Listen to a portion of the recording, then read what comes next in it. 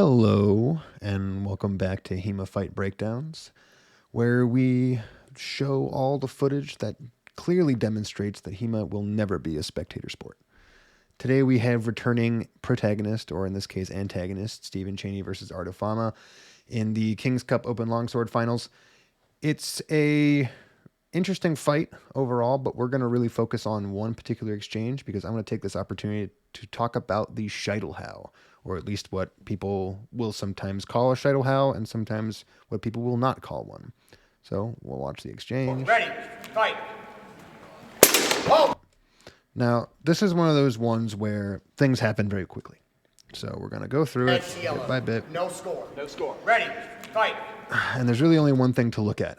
But what's important here is that what we have is a very clear example of what it means to cut along a very important line, naming the vertical line, and how it helps get around common defenses and Zornhaus.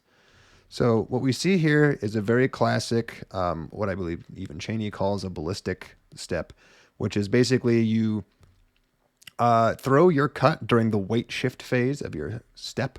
I've said it before, and this is just objectively true about how human beings step.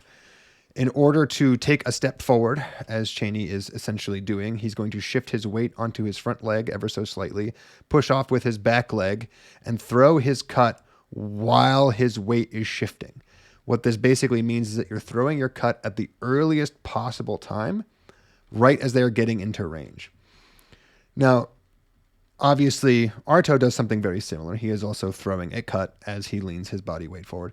But what Arto is doing is he is doing what most people would classically call a Zornhau, or maybe just a standard Oberhau, where he's coming in at this 45-degree angle line.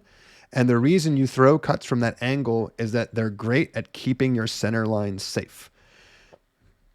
Now, what Chaney's doing is what I would call a Scheitelhau. And the reason I would call it a Scheitelhau is because it is not an Oberhau. It is not coming in at this 45-degree line. And most importantly, it is coming in straight down, straight vertically. And the reason it's doing this is because it's changing the position at which the blades meet. So if you want to imagine for a second that there were just two Artos here, and they both cut, both of them would collide basically mid to mid, where the middle of their sword would meet the middle of the other person's sword. And their tips would be up out of the way, where neither would really have the opportunity to strike the other one in the head, and they would both be safe. And this is considered a very intelligent way to enter a bind, because you're not really looking to hit the other person. What you're really looking to do is present the threat that that hit is coming. If they do nothing, if they just stand there, then they will be hit by the Oberhau. But what this is really trying to get is this middle bind, where it's even and you can use whatever bind work you need from there to win your exchange. Chaney is subverting this by raising his hands, also he's a lot taller, up to about the level of his shoulders and throwing a cut that would essentially stop at the horizontal plane right in front of his shoulder line, because this is a crucial 4, 5, 6 inches higher than where his hands would be if he had thrown the strike like Arto. And the reason having your hands high up in the air gives you an advantage is it allows you to put your strong closer to the middle of your opponent's blade. And what that does is it gives you a more advantageous leverage position in the bind, and it allows you to do things like this, where you essentially lever over the top of somebody's guard and strike them in the head and sometimes the guard simultaneously. This, despite the fact that it hits this opponent's sword, is not a weak strike. It can actually be a very powerful strike.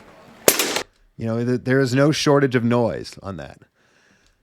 And the other key thing here is that this basically demands that your opponent be throwing a Zornhau. If you both throw a Scheitelhau, you'll both hit each other, because the Scheitelhau gives up the protection from the 45-degree angle line and instead offers the offensive option of being able to go around easily the most common block and the most common parry that people throw against Oberhaus.